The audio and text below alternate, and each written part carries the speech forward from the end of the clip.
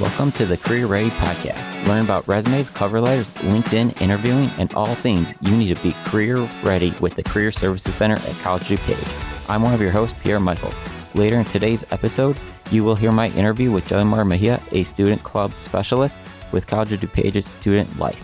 And I'm another one of your hosts, Michelle Malik, and I will end the episode with this week's question submitted to our listener mailbag at careerpodcast@cod.edu about being a stay-at-home parent and how to include that on your resume. But first, you'll hear from one of our other hosts, Rebecca Harrington.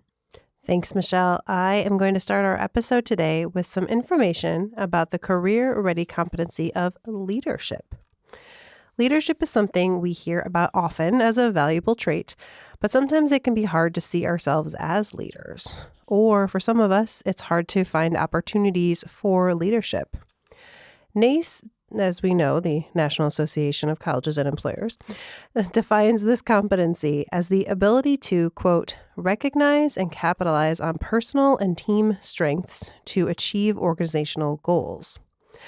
I think when we first read that, it sounds like we need to be a manager of a department or a president of a student club to show leadership skills. But when we look at the behaviors that show leadership, they show us that we can demonstrate leadership in many different roles. One of the behaviors NACE talks about is to, quote, use innovative thinking to go beyond traditional methods. Any of us can use innovative thinking to come up with a new or better way of doing something. So I was wondering, Michelle, Pierre, can you think of like any way that like in a student club or in the workplace where we can come up with new and innovative ways to do things? You know, there's a lot of opportunities, and I think this is one of the reasons why companies love interns, because interns are learning the new things. They're in the classroom and they're picking these things up, and then they go to an experience with a different perspective. If it is from the classroom perspective or just because they're seeing it fresh with new eyes, well, maybe they see something that could be cut or just a new method of doing it, which could be more efficient. Yeah, I actually had that with my student teaching. When I was going to be a teacher is when I went into the classroom, there were new methods or new things that people hadn't heard about before. And they were like, oh, I want to try that in my lesson plan. Mm-hmm. Another behavior is to, quote, serve as a role model to others by approaching tasks with confidence and a positive attitude. I really like this one because we can all do this, right? And when we approach our work, whether it's at school or at a job, with confidence and a positive attitude, it influences those around us, whether we're the one in charge or just someone in the group. And it helps others see us not just as a good teammate, but also as someone they can approach with questions and concerns. So in interviews, we're often asked about leadership abilities.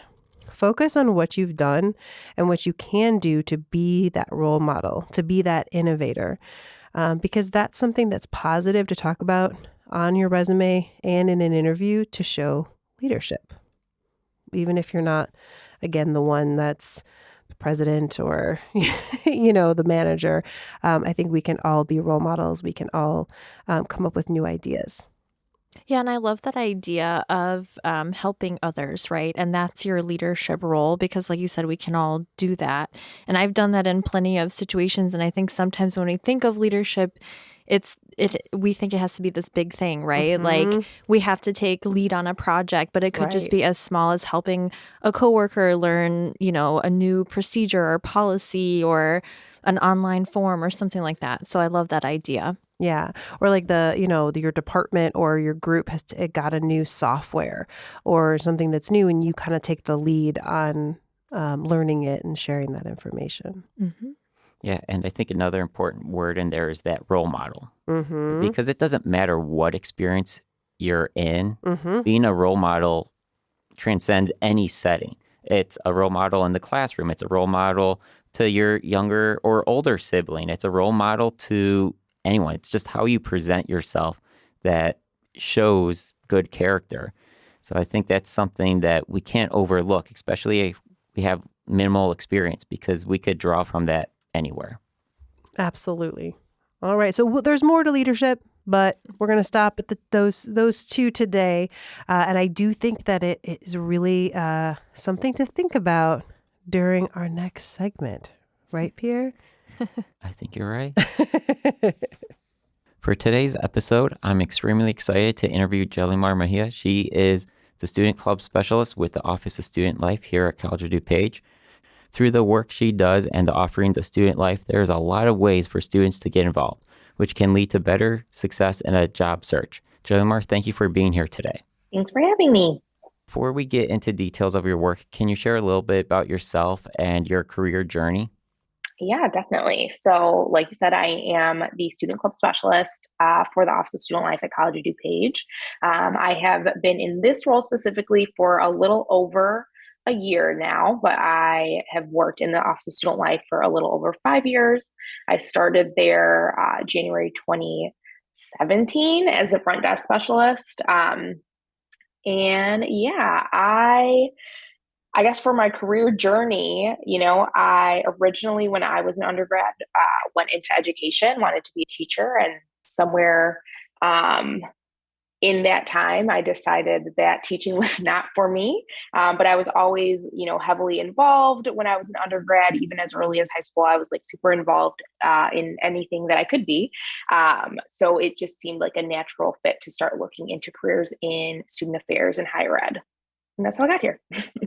Well, it's great to hear that you've been involved as a student and then just kind of carrying over. Now you get to help people get involved. So can you share more about what you're doing as Student Club Specialist and that's impact? Yeah, so as Student Club Specialist, I am working one-on-one with all of our student clubs. We have a little under 60 student clubs here at College of DuPage, and I am working with them to do logistical things like plan events, get, promos and prizes ordered, catering stuff like in and outs like that.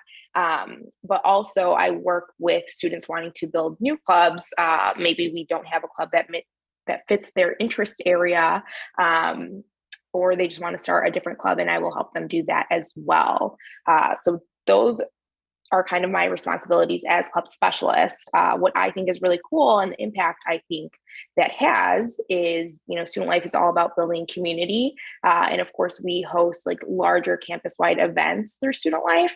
But I think some of the best events come from our student clubs. They are, programming to fit their specific community, their little niche of people at College of DuPage.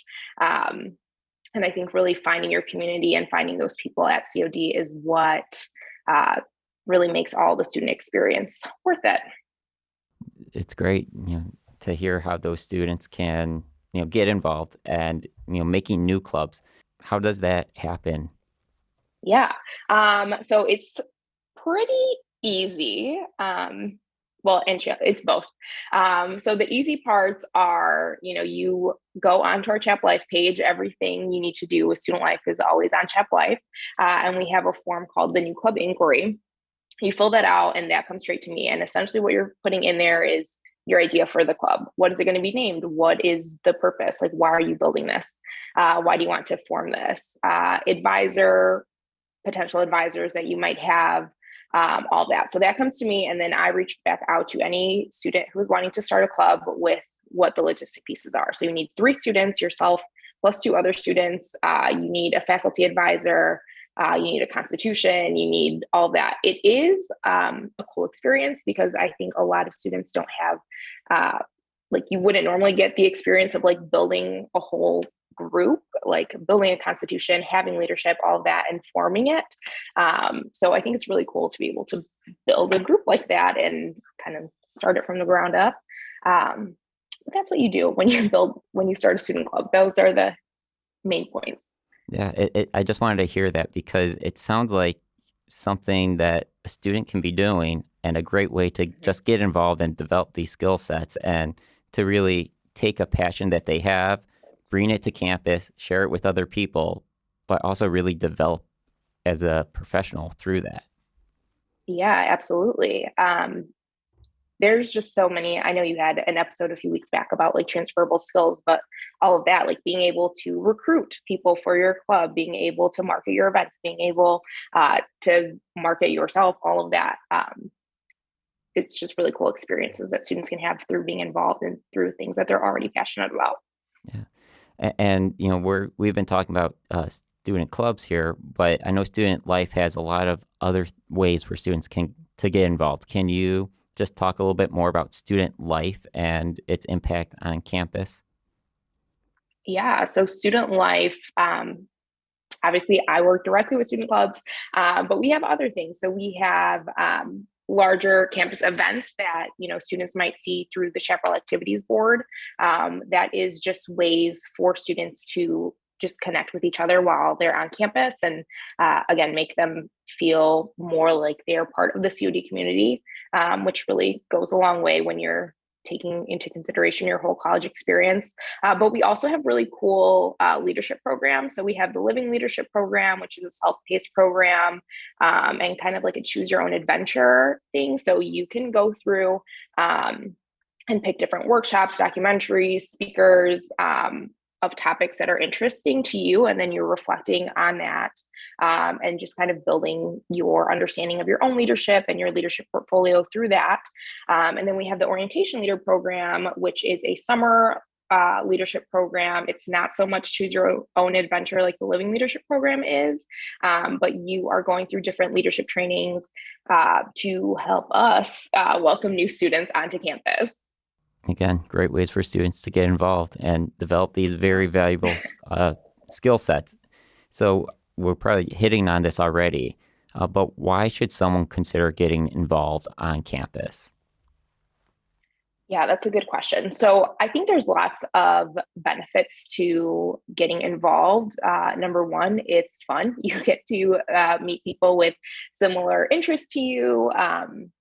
I always, when I'm talking about our clubs, I always end up talking about like the sci-fi fantasy group, just because they encompass so many things, but it's something that they are specifically interested in, like video games, Marvel movies, all the like comic book stuff. They like all of that. They get together and they plan events. So every year they host this really big like comic convention at COD. So that experience is so cool, but like, you're building all of those skills of planning this large scale event while doing something that you really love to do and connecting with people that, you will probably, continue those relationships with them long term. There's that. So that's fun and, useful skills. There's the networking piece. So if you are in an academic club, your like professors and your advisors, if they're advising those groups, they have networks in the field and experience getting into the field that you're wanting to get into already, so they can be a resource in that way. Just connecting with faculty members and staff is always great in case you need a recommendation letter or someone to review something before you're applying to like different schools or things like that. So those are just some of the perks of getting involved, but definitely the big one, like I said, is it's fun. It gives you a sense of belonging when you are on campus, which in turn like helps you perform better everywhere else in the classroom, outside of the classroom. It's a good time. So just thinking of being able to see students at that early end, and then they get involved, and then you see how they're growing. Can you just talk a little bit about that and what changes you're seeing happen with those students before and after? Yeah, I would say the biggest is you see an increase in just confidence of how the student, interacts with the environment around them, but also you see confidence in communication.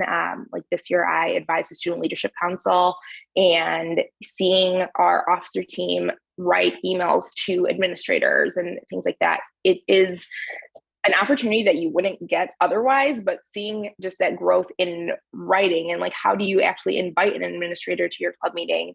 I think that's really cool. So confidence in that, confidence in like event planning. You see a lot more organization skills develop as well. If you've ever tried to plan an event at COD, there's a lot, or at any school, there's a lot of moving pieces and deadlines and policies that you have to keep track of. So our student leaders are, doing all of that and becoming mini experts on event planning in this scenario. So all of those things are things where I see students build confidence and increase their skills. Yeah, a lot of very valuable skill sets developing here that are going to be needed as they move forward if it's a transfer school, and certainly in the workforce. A lot of what you just mentioned are those transferable skills that we talked about in that previous episode, as you mentioned earlier. Yeah.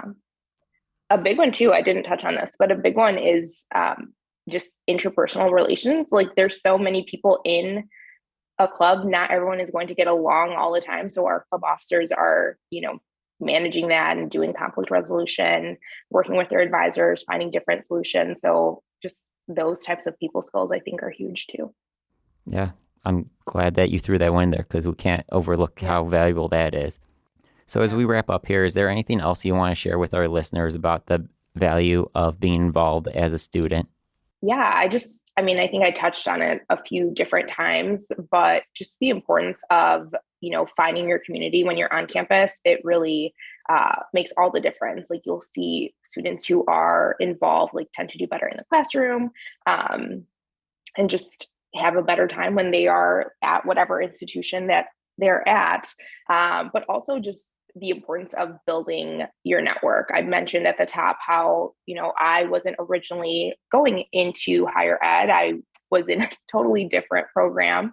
But just through being involved and networking with other faculty and staff at my undergrad institution is how I kind of saw this path for myself. And having those networks really helped me navigate, how do I get into higher ed? How do I get into this field? So yeah, all things that I don't think I would have even known were an option if I had not been involved. Thank you for sharing all this wonderful information.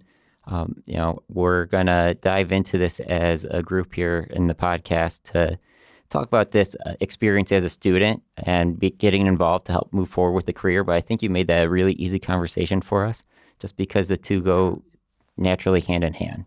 So thanks for being here. Yeah, no problem. Thank you for having me.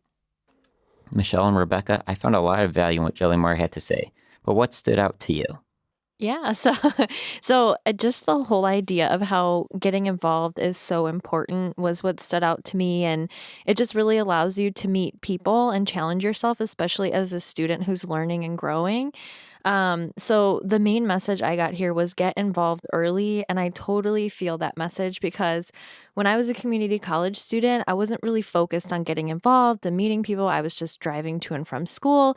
So I really missed the opportunity to meet new people and build those skills and really find my community like Jelymar was talking about. I made up for it when I transferred, which was good because when I did that, I was able to meet students and faculty. I was able to build that community and also new opportunities grew from that. But again, I didn't take advantage of all my community college had to offer. So just do it as early as you can because it's a wonderful experience. Yeah, actually, I have always been disappointed in myself because I did not take advantage of student clubs and student organizations.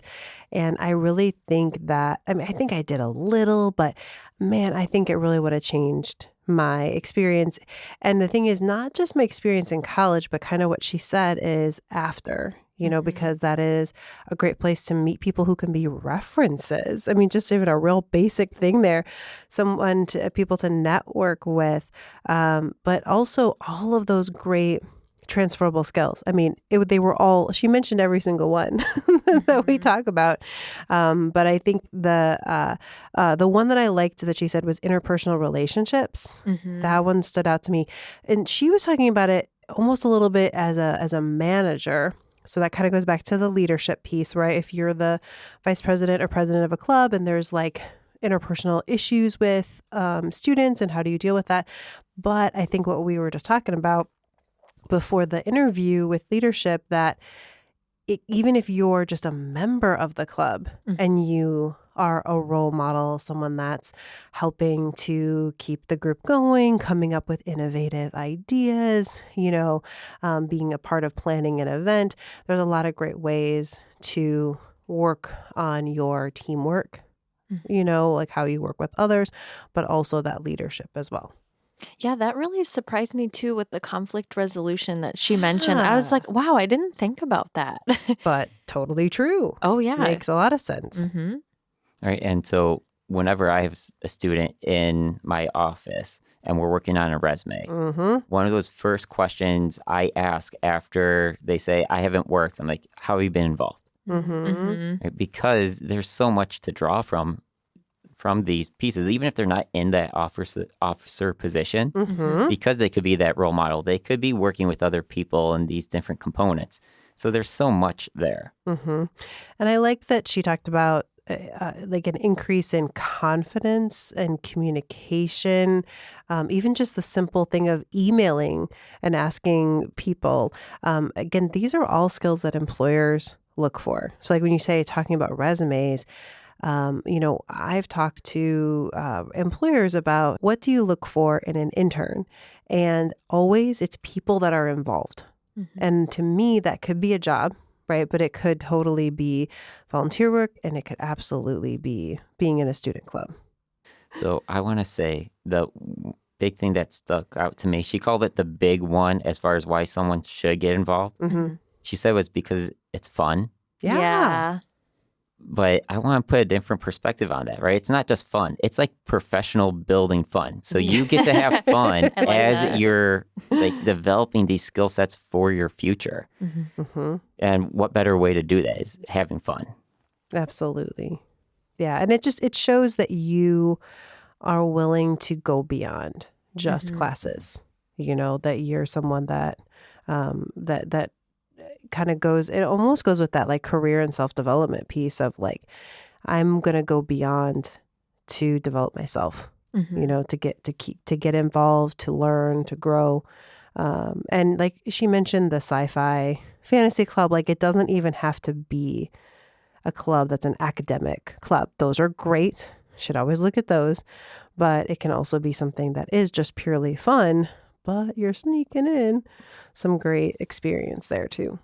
Yeah, and I loved how she talked about networking with faculty too. I know when I was a student, I was always so nervous to talk to my faculty members, and I know you're supposed to introduce yourself and stuff like that, but I think being in a club and being able to work with a faculty in that capacity makes it a little bit easier to approach them. So Yeah, they're not in charge of your grade. Exactly. Right. They're just in charge of having fun with you. Right. No, but yeah, I loved that piece too. And I think that's so true. And you get to learn about who is in your industry of interest. So I like that she mentioned that. Okay, and I just remembered one more thing, which was the benefits of starting a new club. Oh, yeah. Oh my gosh, that's almost like starting a business. I mean, it's a little smaller scale, but the concept of that, like a charter, or like coming up with, how it should be structured and what are you going to do and what's the purpose and recruiting people to be involved, marketing it. That's everything. So that's really cool if you can talk about being innovative. Yeah, very invaluable experience. So before we wrap up this conversation, I just want to throw it out there. There's a lot of student focus pieces going on with this conversation. So what can our non-student listeners take away from this conversation? Yeah, a lot, right? I think it really talks about that being involved in things outside of your main work is invaluable, for anybody. So that could be volunteering, maybe with your kids or, one of their groups, or just on your own, being involved with a charity as like a board member or just a volunteer. I think those are great opportunities to network, meet with other people, grow your skills. And I think we don't often think about how we can use it as an opportunity to meet people that we wouldn't normally meet. Yeah, that's a really good point. I was going to say that, kind of just echoing what you were saying, that it's really hard to get involved as a non-student sometimes because those opportunities to get involved aren't always in one place like they are for students, right? And like you were mentioning, Rebecca, life and work responsibilities can sometimes get in the way of getting involved. And I'm actually experiencing this right now too. So I want to get involved, but there's just so much going on. But just kind of an idea of just starting small. So like if you can't get involved outside of work, you could always see what's available at work. I know here, for example, at College of DuPage, we can donate to the pantry on campus. There are tons of events going on with the holidays coming up and donations. So yeah, just think about how you can get involved at work if you can't get involved outside of that time. And then if you can't commit to like weekly involvement, maybe try a volunteer day with a friend. So yeah, we can all do it together. Great advice. Yeah. And just to bring it back to what she said is the big one, the fun. Yes. If you can find something that you find fun and then volunteer to support it, that could be a great way to get involved beyond work and not feel like you have to be doing something outside of work. It's just like, I'm having fun, but Right. it's skill building. Well, and also this kind of goes with like you're saying, like at work, and you kind of expand that, but it can also be a hobby. There's oftentimes you might be a part of a running group or, something else that's part of a hobby, but maybe that group you could come up with, hey, let's do a food drive, or hey, let's do something that's kind of outside of what we normally do together. I'm having ideas right now, like, oh, my book club, like we could maybe like as a group do other things, and then now all of a sudden that becomes something you could talk about in an interview, something you could talk about on your resume that isn't just like a fun hobby. It's actually a little bit more than that. Yeah, and you took the lead on it, Right. All right. Well, thanks for helping digest this wonderful conversation I had with Jelymar. And I'm going to hand it over to Michelle now to answer this week's listener mailbag question. Great. Thanks, Pierre. So today's question is, I'm a stay-at-home parent and I'm ready to get back into the workforce, but I don't have any work experience to include on my resume in the last 10 years. What do I do? So I love this question because I feel like we work with clients and students in the same position. So I'm happy to answer it. I just met with someone Oh. right before our recording today. There you go. It was the same question. Yeah. So to answer your question, listener, you've gained skills as a stay-at-home parent that you can definitely highlight on your resume. So I want you to think about some ways that you've been involved, whether that's been in the community, have you done any freelance work? You can also include volunteer positions within your child's school district. So for example, have you volunteered your time to the PTA? What about for field trips, maybe school parties, lunch hours? Those are all really valuable experiences that you can put on a resume. It is also optional to add a section on your resume for being a stay-at-home parent where you can then add bullet points or include bullet points that explain what transferable skills that you've gained. But obviously, we do want to make sure that they're relevant to the job posting as well. Also, on your resume, in your professional summary, you can also mention that you're transitioning back to a specific industry as well.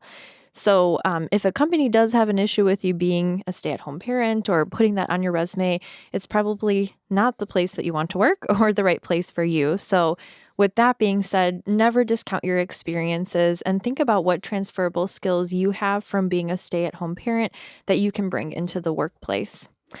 If you have a question for us, I wanted to remind you all that you can submit it to careerpodcast@cod.edu or on social media at COD Career Center. Awesome. Thank you. All right, thanks for answering that very common and important question that we get, Michelle.